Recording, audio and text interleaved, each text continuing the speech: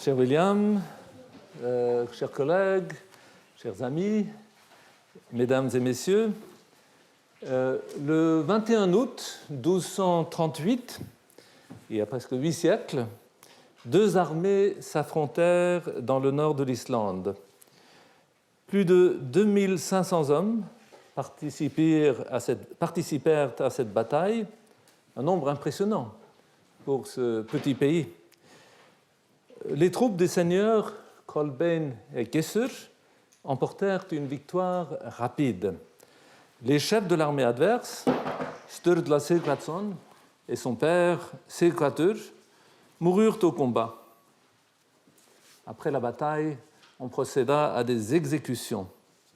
3 des frères du vaincu Sturla furent tués et quelques-uns de leurs plus fidèles compagnons. L'un d'entre eux s'appelait Thorir Jökull. Avant d'être décapité, il récita le poème suivant.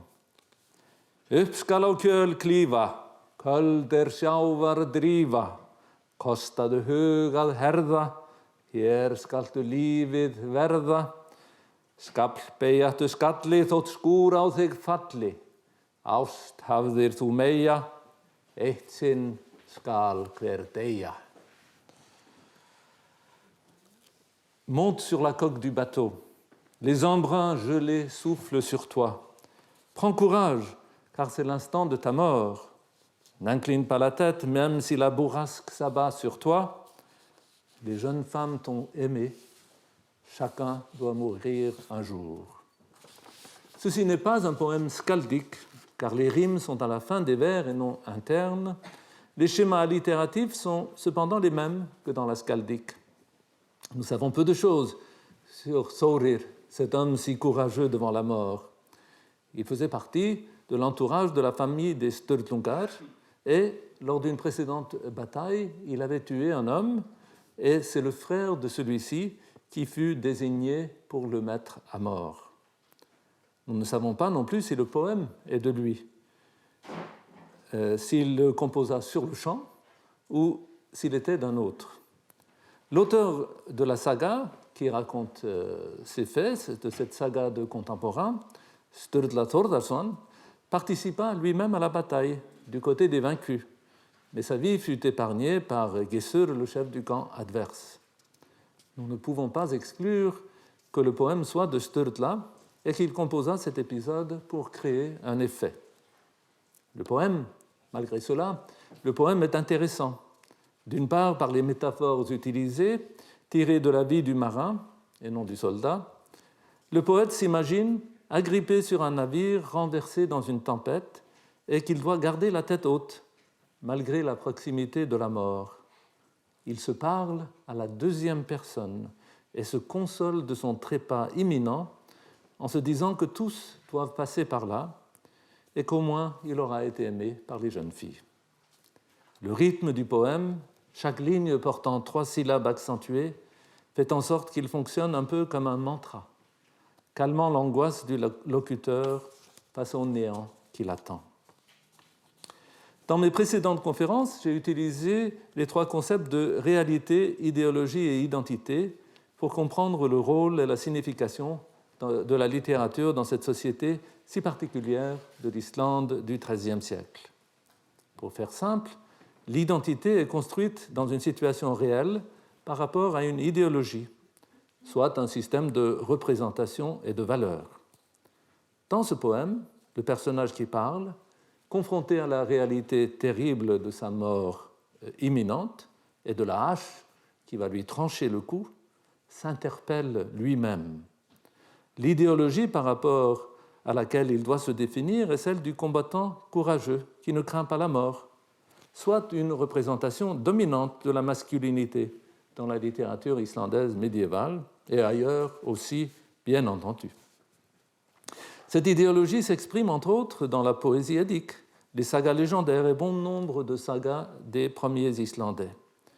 Il y a d'ailleurs des liens inexpliqués entre cette strophe et la saga des Volsung, dont j'ai déjà souvent parlé et qui est une version en prose des poèmes héroïques de l'Edda. Et voilà une représentation d'une scène de la saga des Volsung et le texte du poème que je viens de lire en islandais. Et avec le dernier vers, donc Eitt sinn skal hver deyja, car à deux reprises, des expressions différentes de la poésie édique sont traduites, si on peut dire, dans la saga des Volsung en citant ce dernier vers. Et cela confirme ce que j'ai dit dans mon premier cours, que les sagas légendaires et d'autres récits qui se déroulent dans un passé lointain sont des vecteurs d'idéologie. Dans les sagas de contemporains, en revanche, écrites peu après les événements représentés, la mort est plus effrayante, plus inconfortable, plus douloureuse, plus réelle. Un jeune homme du nom de Guðmundur va être exécuté par ordre de son oncle par alliance, celui chez qui il a grandi. Les relations s'étaient envenimées entre ses proches parents. Il a d'abord été contraint de regarder l'exécution de son frère aîné. Quand son tour vient, il dit simplement « Il serait bon de vivre encore un peu, mon oncle. Faisons la paix. » Celui-ci, rouge d'émotion, répond « Je n'ose pas, mon neveu. » Guðmundur est décapité après avoir récité les 7 psaumes pénitentiels. Ailleurs, un autre jeune homme est tué dans une bataille. Son père est inconsolable. On le montre essayant de parler à sa bru, à la veuve de ce fils. Il est incapable d'articuler, rendu muet, sinon aphasique, par son deuil. Il mourra bientôt. Selon l'opinion générale, il fut emporté par son chagrin. Les épisodes que je viens d'évoquer se passent entre 1230 et 1262, la période la plus violente de l'histoire de l'Islande. Ni avant ni après, il n'y a eu dans le pays des batailles où plusieurs centaines d'hommes se livraient combat.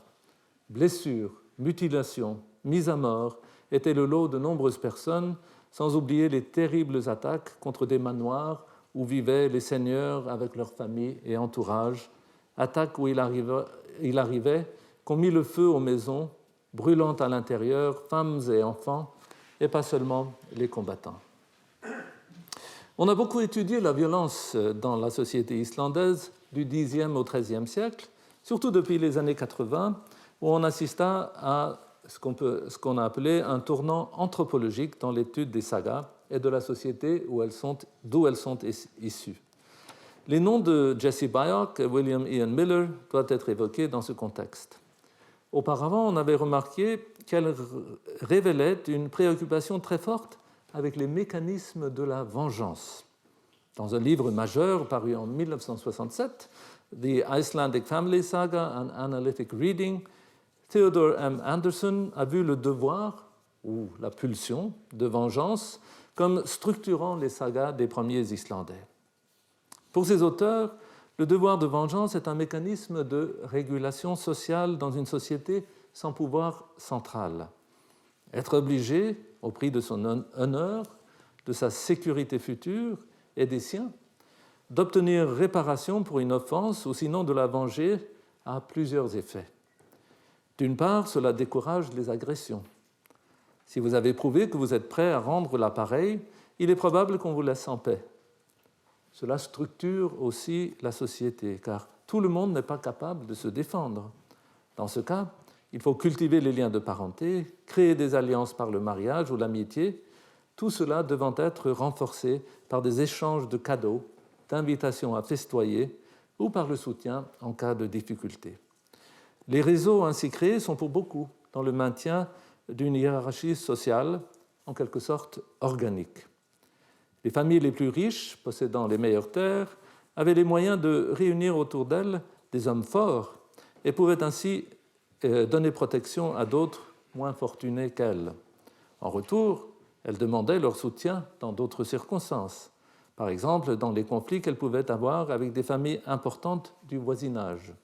Ces familles importantes pouvaient être chefs ou godar, comme on appelait les seigneurs islandais, jusqu'à ce qu'ils se soumettent au roi de Norvège en 1262.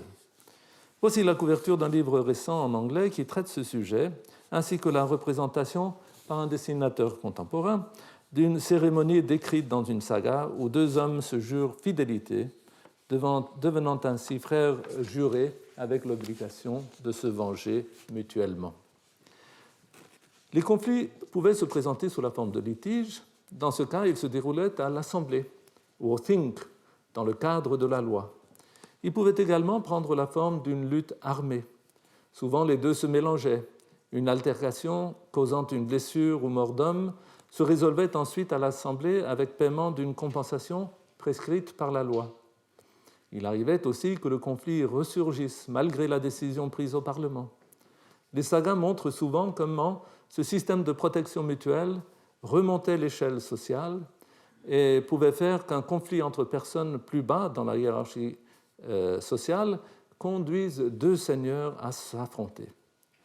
Bien entendu, cela n'arrivait que si les deux seigneurs en question avaient d'autres raisons pour vouloir mesurer leurs forces. Parfois, on peut les voir sauter sur l'occasion d'une dispute entre subalternes pour intensifier un conflit avec le seigneur voisin afin de l'humilier et prendre le dessus. Pour revenir au XIIIe siècle et la période dans laquelle les sagas sont écrites, il y a une certaine concordance entre les sagas de contemporains et les sagas des premiers Islandais dans la représentation des mécanismes sociaux. Elles sont davantage en creux dans celles qui se déroulent au XIIe et XIIIe siècle, où d'autres constructions sociales entrent également en jeu, comme l'intervention d'hommes d'église ou l'identité aristocratique en voie de construction chez l'élite laïque islandaise. On voit néanmoins ces mécanismes à l'œuvre dans deux des exemples que je viens de citer. C'est le frère de l'homme que Thorir avait tué lors d'une précédente bataille qui lui donne le coup mortel. L'oncle du jeune Guðmundur n'ose pas le laisser vivre de peur de la vengeance que le jeune homme sera obligé de perpétrer s'il survit, son frère aîné ayant été tué. Pour voir comment ces mécanismes contiennent la violence en même temps qu'ils l'entretiennent, je vais faire appel à deux sagas des premiers Islandais, la Eyrbyggja-saga et la saga de Njál le Brûlé. Cela me permettra de montrer par la suite comment les auteurs des sagas ont trouvé, consciemment ou inconsciemment, des formes pour exprimer cette violence qu'ils voyaient autour d'eux et à laquelle ils participaient parfois. Je dis parfois pour rire que les auteurs des sagas islandais avaient certainement participé à ces batailles et à ces tueries, et ce serait si comme dans l'Académie Goncourt, au moins la moitié des membres avaient un ou plusieurs morts sur la conscience. Alors, Eyrbyggja-saga est une des plus remarquables des sagas des premiers Islandais. D'après les philologues, elle fut composée entre 1230 et 1270, pendant cette période de violence que je viens d'évoquer. La saga décrit la vie des 4 premières générations de chefs qui vécurent sur le versant nord de la péninsule de Snæfellsnes, dans l'ouest de l'Islande, et vous voyez, elle est indiquée sur la carte.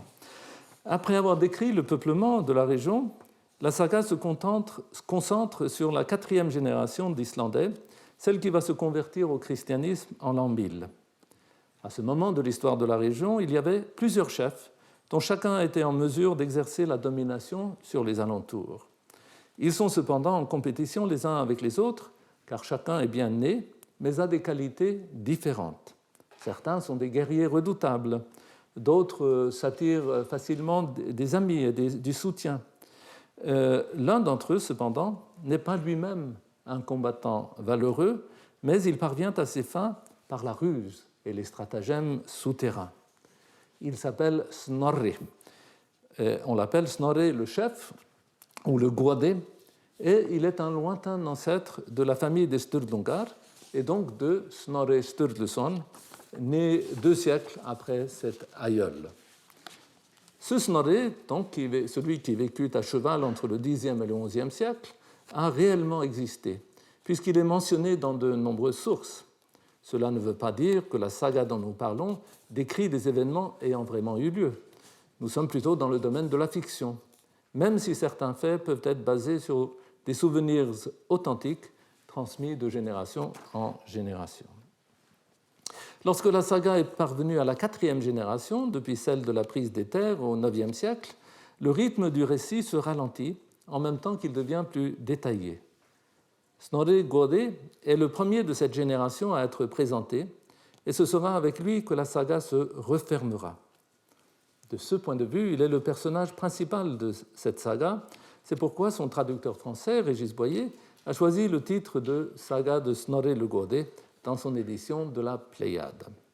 Je préfère celui que l'on trouve dans les manuscrits médiévaux, à savoir la saga des habitants de Eyr, de Thorsnes et de Altafjörður, 3 régions voisines du nord du Snæfellsnes, et car ce titre rend mieux compte du fait que rien n'est joué dans la compétition entre les chefs de la région. En effet, le résultat n'est pas certain, car si Snorri l'emporte plus souvent que non, il n'en devient cependant pas pour autant un seigneur dominant tout son territoire. Comme son lointain descendant au XIIIe siècle, Þórður Sturlason, le frère de Snorri Sturluson, l'écrivain, Snorri le Goði donc n'atteint pas cette domination-là. Et par ailleurs, dans cette saga, il n'est pas toujours au centre d'un récit qui multiplie les intrigues en les entrelaçant, si bien que le lecteur s'y perd parfois. C'est un nouvel aspect de ce dont je parlais la semaine dernière, à savoir que les auteurs de ces textes demandent à leurs lecteurs ou auditeurs d'aiguiser leurs facultés intellectuelles. Comment la violence est-elle mise en scène dans ce récit ? 2 fermiers sont en conflit l'un avec l'autre. Le premier est le neveu d'Ardkell, un autre Goði, et adversaire principal de Snorri. Le second a épousé la sœur de Snorri. Alors, tous les deux sont donc obligés d'intervenir dans ce conflit, mais ils choisissent de le porter devant l'Assemblée, où c'est traité par la loi. Et là, c'est Ardkell qui a gain de cause. Snorri est contraint d'accepter sa défaite, mais lorsque le conflit entre les 2 fermiers reprend et s'envenime, le beau-frère de Snorri est tué. Alors Snorri est sur le point d'obtenir la condamnation du neveu d'Ardkell lorsque celui-ci, aidé d'un 3e chef, parvient à procurer un navire sur lequel le neveu s'embarquera pour la Norvège sain et sauf. Snorri n'obtiendra pas la compensation qu'il voulait pour la mort de son beau-frère. Il est également dans l'impossibilité de le venger. Ce ne sera que partie remise entre lui et Ardkell. Beaucoup plus tard dans la saga, une querelle opposera les 2 chefs à propos d'un bois que tous 2 prétendent posséder. Lorsqu'un des hommes de Snorri attaque Ardkell parce qu'il était venu pour les empêcher de l'exploiter, celui-ci le tue. Lorsque Snorri porte l'affaire devant l'Assemblée ou le Þing, Ardkell peut faire valoir que l'homme de Snorri l'a attaqué en premier, et il n'est donc pas condamné à verser une compensation. Quelque temps plus tard, les hommes de Snorri lui reprochent de n'avoir ni obtenu compensation ni vengeance pour leurs camarades. Snorri indique, en donnant une hache à l'un d'entre eux, que l'heure de la rétribution est arrivée. Bientôt, ils surprendront Ardkell, qui était seul, et le tueront. Comme Ardkell n'a pas d'héritier mâle et pas non plus de parentèle étendue dans la région, il n'y a pas de conséquences pour Snorri, qui a ainsi écarté l'un de ses concurrents. Dans la société représentée dans cette saga, qui, rappelons-le, n'est pas celle de son auteur, qui vivait plus de 2 siècles plus tard, mais qui y ressemblait, la violence est réelle, mais elle est aussi contenue en partie par le recours à la loi et à la pratique de la compensation pécuniaire. C'est aussi le cas pour la société du XIIIe siècle, mais la donne a été changée, notamment par l'intervention du roi de Norvège dans les affaires islandaises. À partir de 1220, les dirigeants norvégiens manifestent leur désir de soumettre les chefs islandais à l'autorité royale. Certains sont heureux de s'y plier, car ils obtiendront ainsi honneur et récompense à la cour. D'autres sont réticents, voire hostiles, car le roi peut conférer l'autorité sur des régions autrefois contrôlées par eux à des hommes choisis par lui. D'autres encore se livrent une compétition féroce pour devenir le représentant principal du pouvoir royal en Islande, d'être Jarl, l'équivalent du Earl anglais. Mais de fait, ce Jarl deviendrait une sorte de vice-roi très puissant en Islande, avec sa propre cour et les honneurs qui vont avec. C'est le cas des deux chefs qui se livrèrent bataille en 1238 et dont j'ai parlé au début, Sturla et Gissur, et il est probable que c'était là l'enjeu principal de ce combat. L'intervention royale ne veut pas dire que le devoir de vengeance n'est plus une exigence, loin de là. Nous en avons vu l'importance dans les exemples donnés au début de cette conférence, qui tous sont de cette période. Cependant, la violence a dépassé les bornes, avec les batailles rangées et l'absence de mesure des uns et des autres. En octobre 1253, un mariage est fêté dans le manoir de Flugumyri, dans le nord de l'Islande. Gissur, celui-là même qui, 15 ans auparavant, en 1238, avait été victorieux dans la bataille contre Sturla Sighvatsson, avec les morts et les exécutions qu'on sait, est en train de marier l'un de ses fils à la fille d'un autre membre de la famille des Sturlung, un autre Sturla, celui-là Thordarson, c'est ce dernier qui nous raconte les événements. La vengeance est un plat qui se mange froid. 15 ans après les faits, la nuit après les noces, alors que la plupart des convives sont partis et personne ne s'y attend, le manoir est entouré par un groupe armé conduit par le gendre de Sturla Sighvatsson. Gissur est là avec toute sa famille. Le moment est venu de l'éliminer, ainsi que ceux qui auraient plus que d'autres le devoir de le venger, à savoir ses fils. Gissur et ses compagnons résistent plus longtemps que prévu, et bientôt les hommes de la région viendront à sa rescousse. Les assaillants n'ont guère d'autre choix que de mettre le feu au manoir. Fuir leur ferait prendre le risque de représailles sanglantes. Rester signifierait qu'ils auraient à se défendre contre de trop nombreux ennemis. Il faut donc en finir vite. Et le meilleur moyen est de faire périr Gissur et son fils par le feu. Bientôt, les flammes engouffrent le manoir. Ceux qui parviennent à sortir sont tués, d'autres meurent suffoqués ou brûlés. Les 3 fils de Gissur sont morts, sa femme aussi. Gissur s'échappera par miracle, mais il a tout perdu. Sauf le désir de se venger. Ce n'est pas seulement un désir, mais un impératif politique. S'il ne le fait pas, il perdra la confiance de ses hommes, qui ont aussi perdu des proches dans l'attaque qu'ils veulent venger. L'évêque du nord de l'Islande a cependant déclaré la trêve. Malgré cela, Gissur parvient à tuer un nombre suffisant de ses assaillants pour s'estimer vengé. Il encourt la mise au ban du clergé, mais semble avoir pu négocier son absolution par l'Église, car quelques années plus tard, le roi lui confère le titre si convoité de Jarl, ce qui en fait l'homme le plus puissant de l'Islande. Sans progéniture, cependant, son lignage s'éteint avec lui. Une scène célèbre le montre, le lendemain de l'incendie, devant les ruines du manoir, alors que les restes calcinés d'un de ses fils et de sa femme sont portés dehors. Ce ne sont plus que des fragments de corps. Son fils a littéralement cuit dans son armure. De sa femme, il ne reste plus que la poitrine. Il se tourne vers le cousin qui se tient à ses côtés et dit « Regarde, cousin Patl, tu vois là mon fils Isleif et ma femme Gro. » Puis il détourne la tête. On voit des larmes lui jaillir des yeux. L'auteur de la saga, Sturla Þórðarson, dont la fille Ingibjörg a été sauvée de justesse de l'incendie, dit de Gissur que malgré cette perte effroyable, il se comportait avec dignité et qu'il arrivait à dormir. Il dit de lui qu'il était « mikill borði », ce qui est une métaphore tirée du langage des marins. On dit d'un navire que ses plabords sont élevés si les marins sont bien protégés des grandes vagues. Cela signifie que Gissur avait de bons mécanismes de défense psychologique.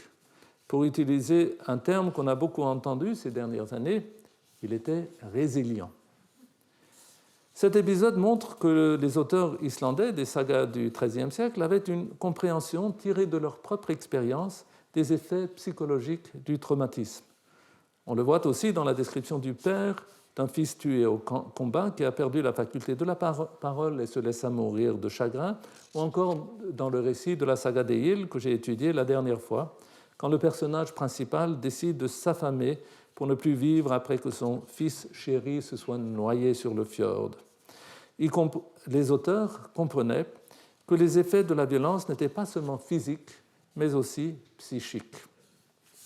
Cette conscience trouve aussi son expression dans les créations littéraires de la période, et je vais consacrer ce qui me reste de cette heure à l'étude de deux exemples de l'expression littéraire de l'effet traumatique de la violence, bien connue des Islandais du XIIIe siècle, dans les sagas telles qu'elle apparaît dans les sagas des premiers Islandais, c'est-à-dire celles dont l'action se déroule autour de l'an 1000.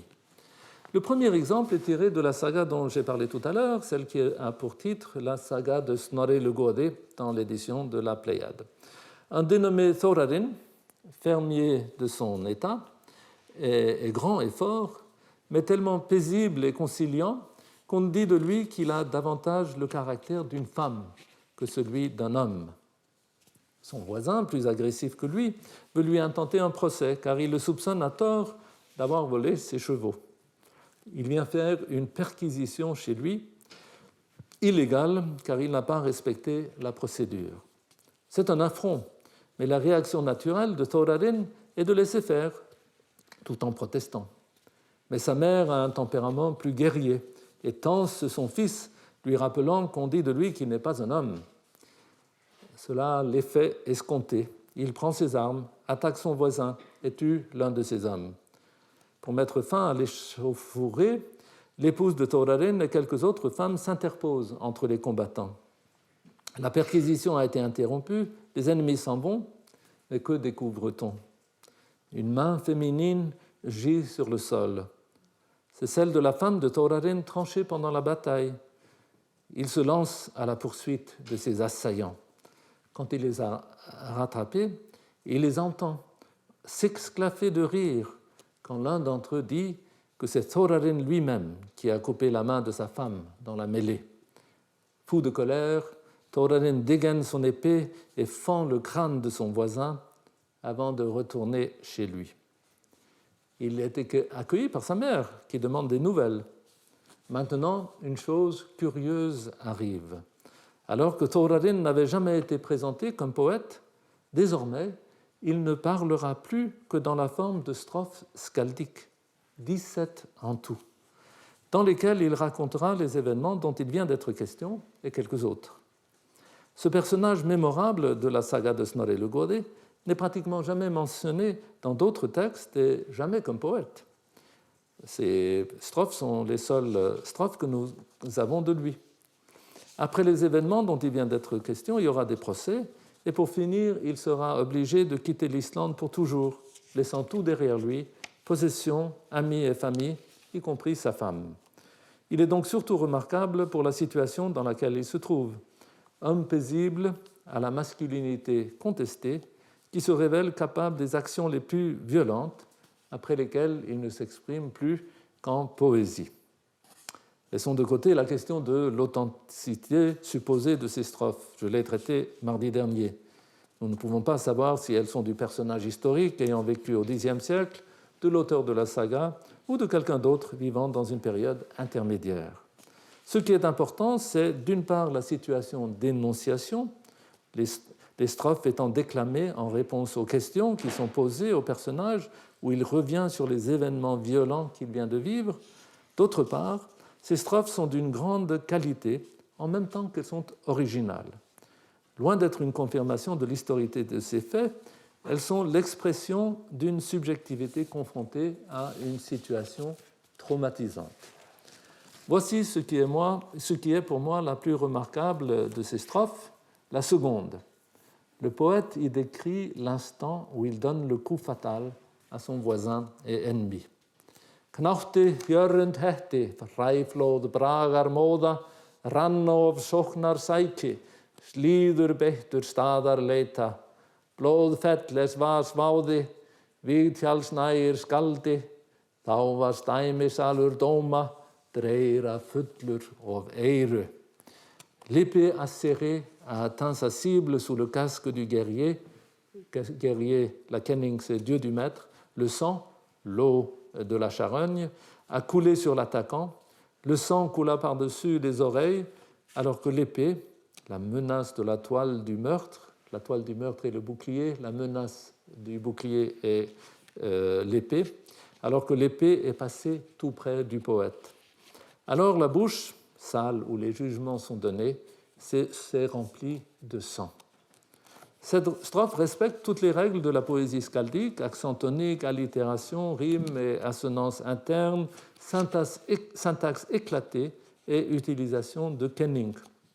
Le poète ne montre pas seulement son savoir-faire, c'est aussi du grand art. Pourquoi ?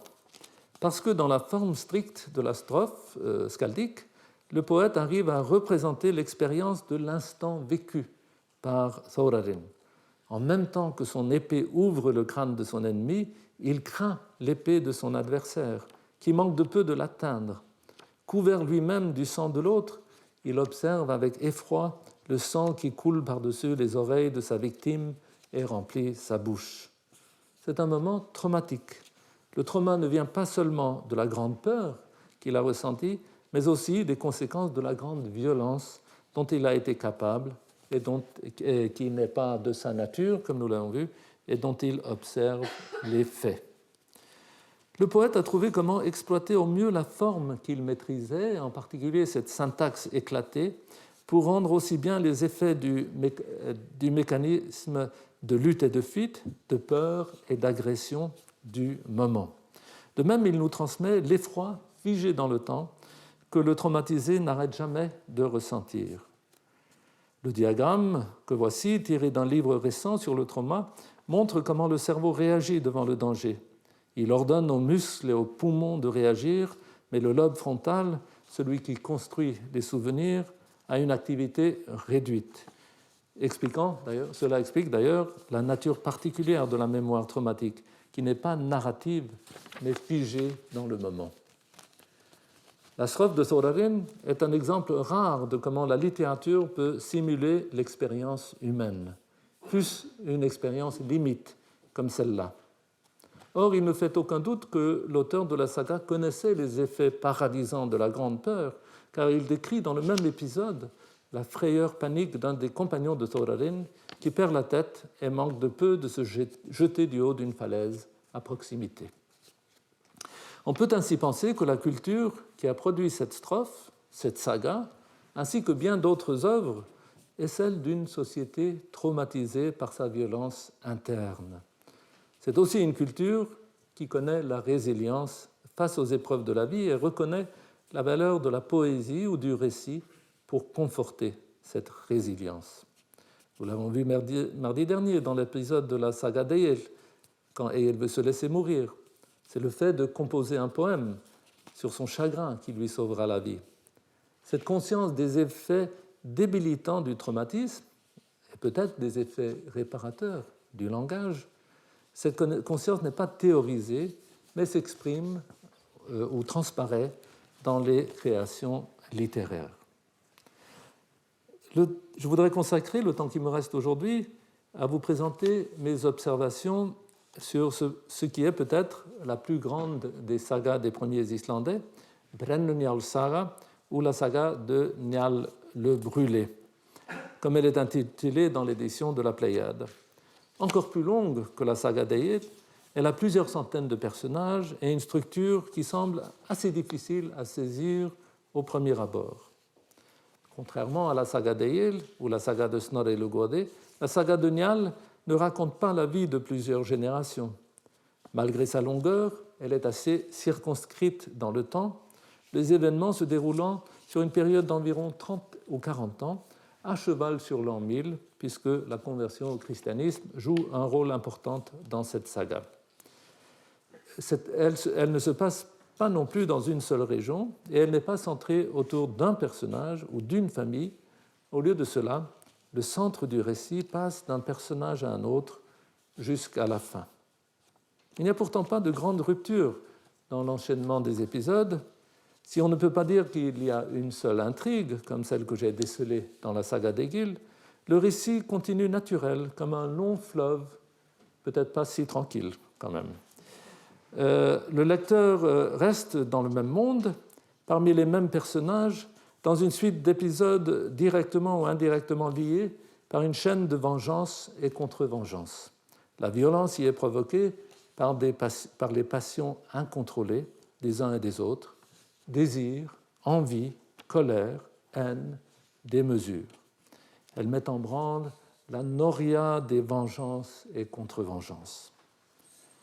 De temps en temps, on parvient, par la négociation ou la compensation, à arrêter la violence. Mais quelque chose arrive toujours pour relancer la machine infernale. Peu à peu, cependant, la violence dans ce monde monte en intensité pour culminer dans l'attaque et l'incendie de Bergthorskvatl, où Njáll périt dans les flammes, ainsi que toute sa famille. D'aucuns ont comparé cela à l'épisode dont j'ai parlé tout à l'heure, où la femme et les 3 fils de Gissur trouvèrent la mort. Il est probable que l'auteur de la saga, qui raconte des événements censément de la fin du Xe et début du XIe siècle, avait cet événement de 1253, donc 250 ans plus tard, à l'esprit lorsqu'il composa son récit. Cependant, les tueries ne s'arrêtent pas là. Un homme a réussi à s'échapper de justesse du manoir de Bergthorskvatl en flammes. C'est le gendre de Njáll, il s'appelle Kári, et il fera en sorte qu'une vengeance terrible s'abattra sur ceux qui ont causé la mort de sa belle famille et de son fils, encore enfant, qui est mort dans le brasier. Il est impossible de tout dire en quelques mots sur cette grande fresque qu'est la saga de Njáll le Brûlé. Je vais me concentrer surtout sur quelques scènes qui se passent après l'incendie. Beaucoup de personnages importants sont déjà morts: Gunnar, Njáll, sa femme, Bergþóra, leurs 3 fils. Comme Gissur devant son manoir incendié, Kári est venu assister à la recherche des corps dans les ruines. On trouve celui de son fils de 11 ans qui a suffoqué dans la chaleur entre ses grands-parents, Njáll et Bergþóra, mais dont les corps ont été épargnés par une grande peau de bœuf dont ils furent recouverts. On trouve également la dépouille du beau-frère et ami de Kári, Skarphedinn, fils aîné du vieux couple. Il est mort debout, les pieds consumés par les flammes, le signe de la croix brûlé sur son dos et sa poitrine. À côté de lui, planté dans un mur qui tient encore debout dans le manoir détruit, la hache, planté dans un mur qui tenait encore debout dans le manoir détruit, la hache avec laquelle il tuait ses ennemis.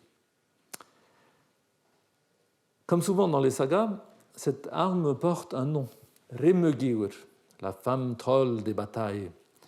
Avant de se dire adieu dans les flammes, Skarphedinn a dit à son beau-frère et ami Kári qu'il se réjouissait de savoir qu'il les vengerait tous. La hache, fichée dans le mur, en est le signe, mais aussi l'injonction. Après la levée des corps, Kári ne parvient pas à dormir. Il compose une strophe dans laquelle il dit l'impossibilité de trouver le sommeil tant que la vengeance ne sera pas accomplie. Kemrat ullur matla, álmsíma mér grímu, beðhlíðar manek beiði, bauga svefn á augu, síð brandviðir brendu, böðvar nausts á hausti, eg að mínu meini minnugur Njáll inni. Guerrier, le sommeil ne me laisse pas fermer les yeux de toute la nuit. Je me souviens de l'homme qui jouait du bouclier. Dans l'automne, les incendiaires brûlèrent Njáll dans son logis. Depuis lors, je ne puis oublier le mal qui m'a été fait.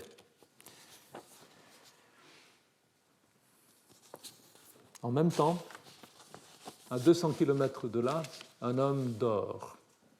La saga suggère la simultanéité des faits par la contiguïté des chapitres. Il s'agit de Flossé, le chef des incendiaires.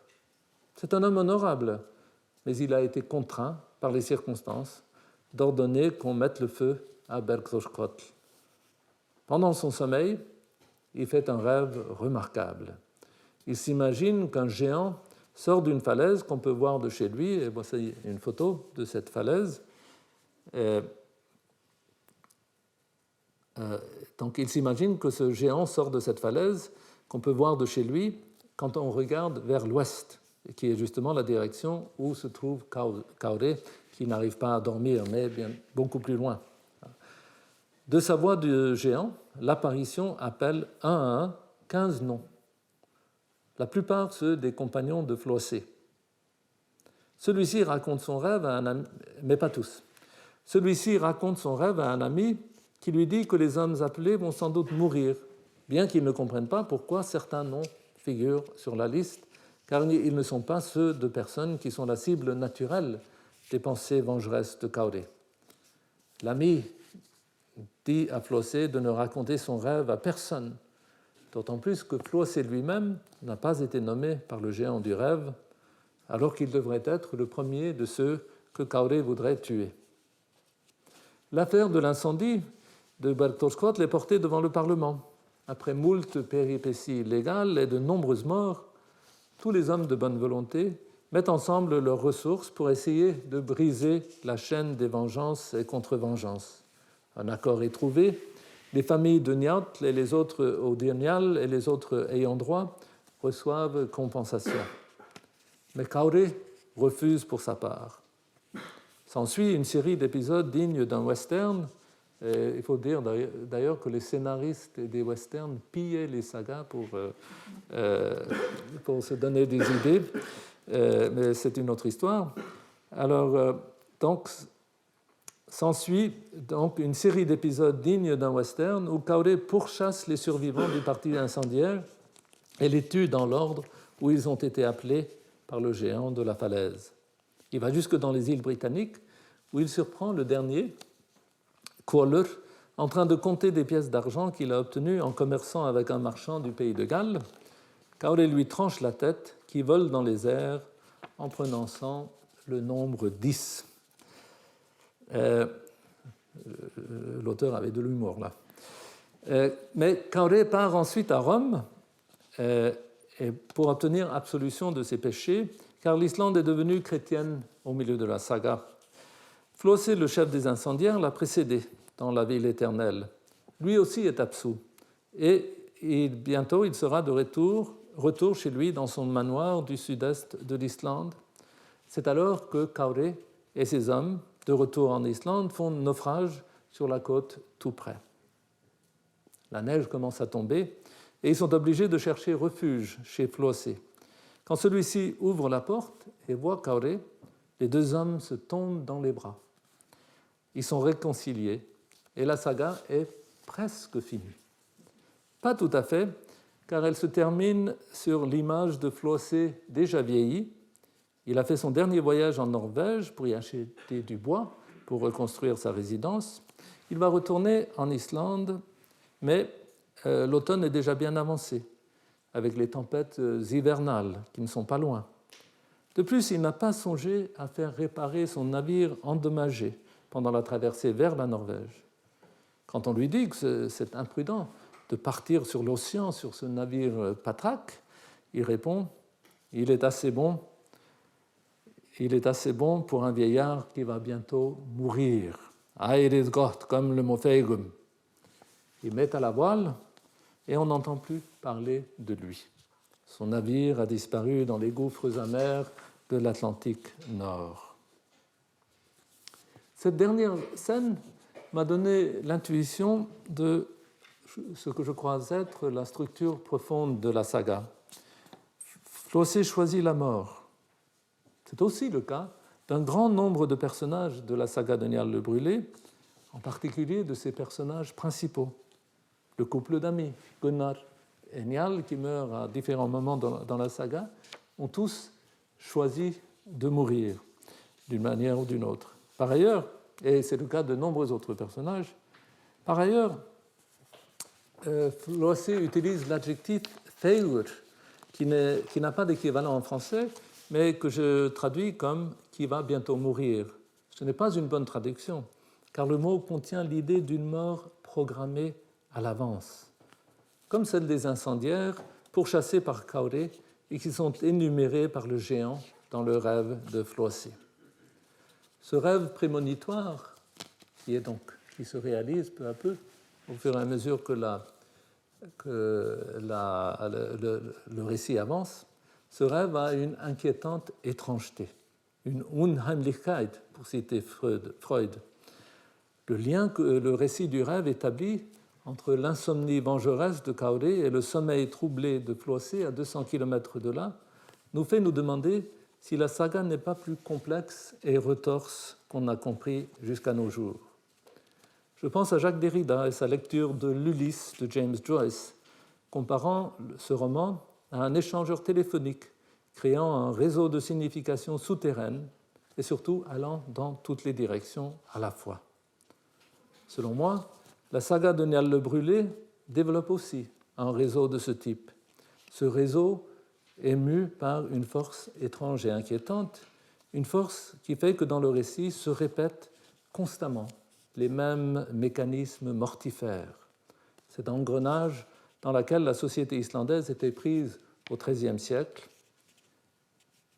La saga de Niall est pareille à nulle autre, à cause de cette dialectique constante entre les passions et les efforts pour les contenir, entre les pulsions de mort et les pulsions de vie. C'est là, je crois, la singularité de cette saga. Comme la strophe de Þórarinn, que j'ai commentée tout à l'heure et que le poète a construite de telle sorte qu'on peut dire qu'elle est habitée par l'expérience du trauma en devenir, la singularité de ou plutôt dans son instantanéité, donc comme cette strophe qui est singulière, la singularité de la saga de Niall le Brûlé est d'être habitée par quelque chose de lié, mais qui est quand même différent. On ne connaît pas l'auteur de la saga de Niall le Brûlé, mais on sait qu'il écrivait 1 ou 2 décennies après que la période de la plus grande violence eut pris fin, vers 1280 par là. Inconsciemment, il aurait ainsi transformé en œuvre d'art son expérience d'une société de la déliaison des instincts de vie et de mort, une société qui a perdu le contrôle des démons qui la hantaient et qui habite encore cette belle construction qui nous a laissé Brennu-Njáls saga ou la saga de Niall le Brûlé. Malgré tout ce qu'elles ont en commun, surtout le fait qu'elles sont créées par des Islandais du XIIIe siècle, aux prises avec la violence et qui se racontent eux-mêmes en parlant des générations qui ont fondé leur société, chacune des grandes sagas des premiers Islandais est singulière de cette manière, que ce soit la saga d'Egil, la saga de Snorri le Goði, la saga de Niall le Brûlé ou d'autres dont je n'ai pas pu parler ici. C'est de cette singularité que je vais parler dans mon 4e et dernier cours mardi prochain. Merci.